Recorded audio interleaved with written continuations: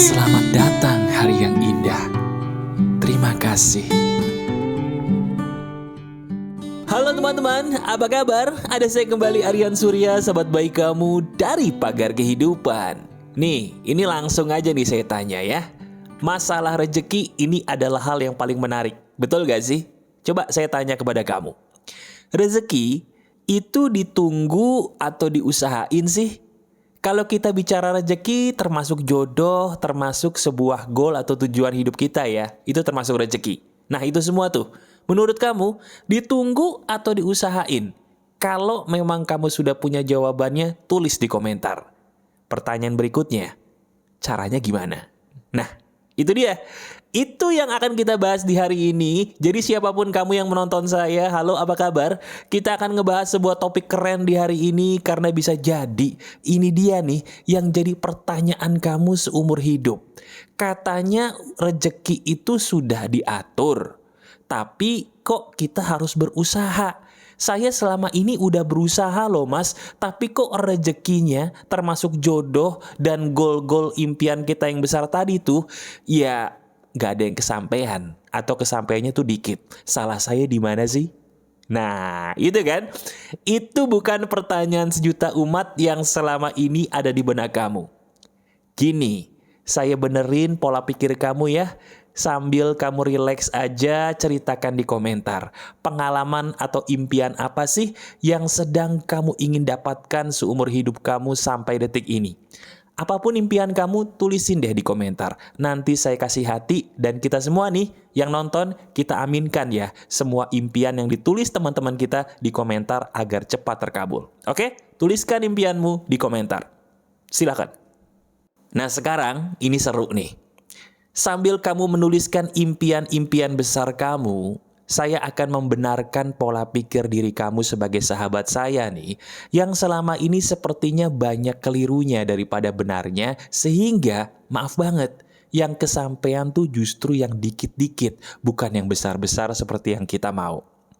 Gini pola pikirnya teman-teman, dengerin ya, ini saya pun juga dulu ketipu. Sederhana. Rezeki itu memang sudah diatur, tapi jangan lupa kita harus kembali ke filosofi perumpamaannya seperti air hujan teman-teman. Saya selalu bilang, bayangkanlah rezeki kita, rezeki kamu itu seperti air hujan yang deras. Saya mau tanya dong sama kamu, jawab dalam hati aja ya. Ibarat kata kamu hujan deras nih di rumah. Bisa nggak dari hujan deras itu kamu mendapatkan musibah? Jawab, bisa nggak? Bisa. Bisa jadi banjir, bisa jadi basah, cucian nggak kering ya. Waduh, apalagi kalau cucian nggak kering tuh. Udah dijemur, kena air, basah lagi. Ya ampun mas, apes bener deh diriku. Tapi sekarang kita balik. Bisa nggak kalau hujan yang lebat tadi jadi berkah buat kita? Oh bisa mas, caranya gimana? Ya udah kita nikmatin aja, anginnya kan sejuk mas. Kalau misalnya nggak mau banjir ya udah kita siapin aja dulu mas. Kalau ada yang bocor dibenerin ya kan. Bahkan air hujan tuh juga bagus mas katanya mas. Betul, bisa kita tampung terus kita gunakan deh untuk keperluan rumah tangga. Jadi berkah tuh mas. Bener nggak? Benar. Dari situ sama seperti rezeki kamu. Gini, rezeki kamu tuh udah nungguin. Saya ulangi, rezeki kita tuh sudah nungguin kita. Nungguin apa mas? Nungguin sampai kita pantes. Ibarat kata air hujan. Air hujan itu bisa jadi musibah kalau kitanya sendiri nggak siap menerima berkah dari hujan. Buang sampah sembarangan, jadi banjir. Yang salah siapa? Hujannya? Bukan, sampahnya ngapain buang di situ? Iya juga ya. Kalau kita mau dapat berkah dari hujan, taruh dulu ember supaya air hujan tadi yang berkah ketampung. Baru dari situ kita bisa manfaatin untuk keperluan rumah tangga. Jadi berkah toh? Iya mas. Nah, pertanyaannya saya buat kamu, apakah kamu sudah mempersiapkan ember kehidupan kamu? Apakah diri kamu sudah mempersiapkan diri kamu untuk menjadikan rezekimu sendiri ini hadir ke dalam hidup kita, ke dalam hidup kamu? Pertanyaannya, ember rezeki saya tuh bentuknya gimana mas? Saya nggak tahu. Nah, nih saya jabarin karena ini ilmu langka dan bisa jadi kamu baru dengar di sini. Dengerin deh. Ember rejeki kamu itu tidak sama dengan saya, teman-teman.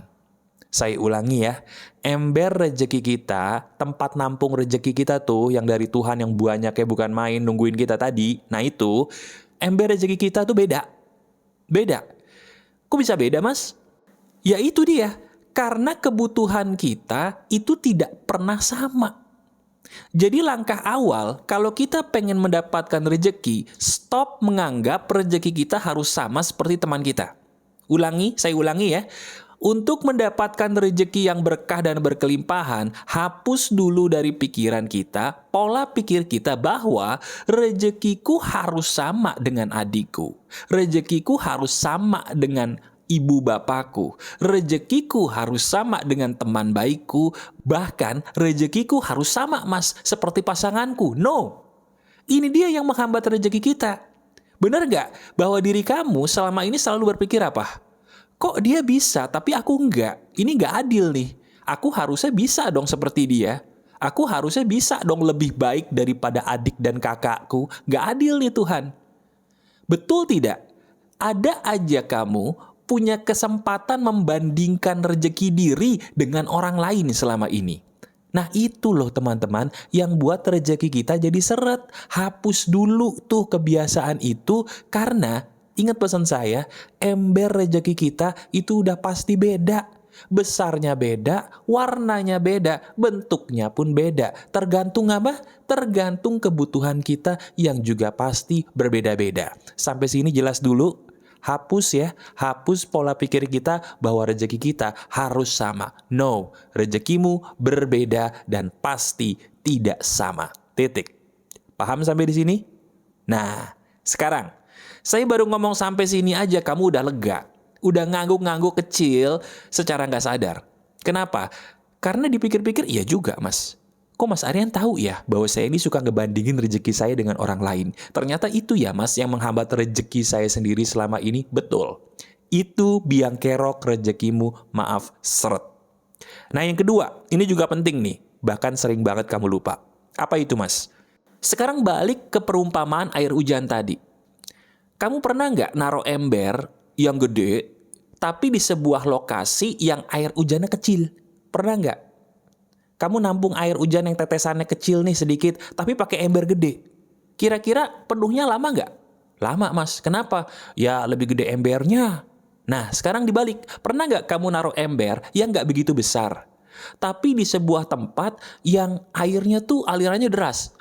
Nah, pernah ya? Kira-kira penuhnya cepet nggak? Cepet banget Mas, malah luber. Jadi sayang tuh airnya, banyak yang nggak ketampung. Nah sama seperti rejeki kita teman-teman. Dengerin baik-baik, ini waktunya saya nampar kamu dengan ilmu emas nih. Dengerin.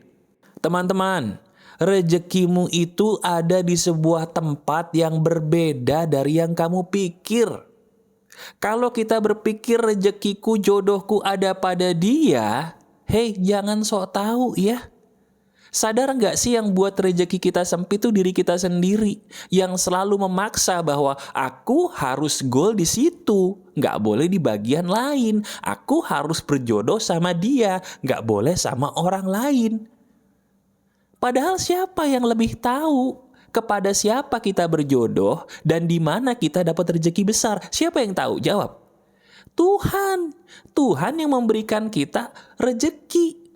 Ibarat kata, kamu tadi punya ember. Embernya besar, ya taruhnya di bagian yang airnya pun deras dong. Ngapain kamu taruh ember di bagian airnya yang alirannya kecil? Lama penuhnya. Ya enggak? Nah sama seperti kita, coba deh mulai sekarang, biar kamu tidak ngotot, pikirin satu kalimat yang penting ini aja. Apa itu Mas? Udah. Kamu gak usah khawatir mau kamu sama dia kek jodohnya, mau kamu di sini kek rezekinya, gak usah dipikirin. Yang penting selalu kamu lakukan. Lakukan apa Mas? Nih yang paling penting. Rasakan nikmatnya rezekimu. Ibarat kata air hujan teman-teman. Hujan itu jadi nikmat karena dinginnya, betul tidak? Kalau hujan itu panas, bikin kulit melepuh, gak ada orang yang bisa menikmati hujan. Artinya apa? Coba sekarang deh, apapun goal yang sudah kamu capai, Daripada kamu ngotot, kenapa nggak kamu nikmatin aja sih pencapaian kamu senikmat-nikmatnya? Ibarat kata air hujan nih teman-teman ya. Kamu baru dapat berapa? Setengah ember atau seperempat ember. Pegang tuh air hujan. Kamu rasain sejuknya, dinginnya. Kamu hirup tuh udara hujan di sekitarmu. Sejuk kan? Kenapa sih kita harus pusing mikirin rezeki kita? Padahal ini loh yang jadi biang kerok penyebab rezeki kita jauh. Nah ini, kita masuk ke poin yang terakhir, ini emas yang kamu tidak boleh lupa. Teman-teman, dengerin ya. Saya selalu bilang berulang kali. Rezekimu itu akan semakin kecil ketika kamu ngotot. Saya ulangi, semakin diri kita ngotot, semakin sedikitlah rezeki kita. Tapi semakin diri kita berserah, semakin besarlah rezeki kita.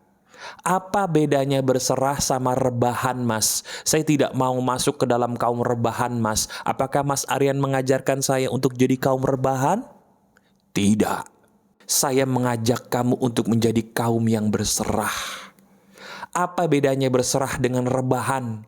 Rebahan itu orang yang tidak mau berusaha. Dia di kasur main handphone tapi nggak mau ngapa-ngapain, itu kaum rebahan. Tapi kalau kaum berserah, dia usaha, tapi dia nikmatin tuh pencapaiannya udah sampai mana dinikmatin bener. Sambil berkata, Alhamdulillah saya udah sampai sini. Puji Tuhan saya sudah sampai sini, saya nikmatin aja lah. Abis itu ngapain? Ya udah, dia berserah. Mau Tuhan ngasih saya di sini sama dia atau enggak, itu haknya Tuhan, bukan hak saya. Saya nikmatin aja apa yang sudah saya miliki. Enak.